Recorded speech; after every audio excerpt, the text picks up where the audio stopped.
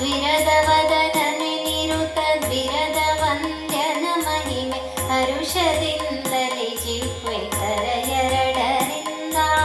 ಬರೆದು ಪಾಡುವುದಕ್ಕೆ ಬರುವ ವಿಘ್ನವ ಕಳೆದು ಬರೆದು ಪಾಡುವುದಕ್ಕೆ ಬರುವ ವಿಘ್ನವ ಕಳೆದು ಕರುಣದಿಂದಲೇ ಎನ್ನ ಕರ ಪಿಡಿದು ಸಲಹೆಂದು ಆರಂಭದಲ್ಲಿ ನಮಿಪೆ ಭಾಗಿಸಿದವ